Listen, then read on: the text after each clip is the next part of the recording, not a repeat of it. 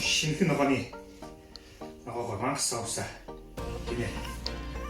Какуацын алдартай ачилагаа соусыг монголчууд өгөх. Дэлхийн соёлын үйл гэсэн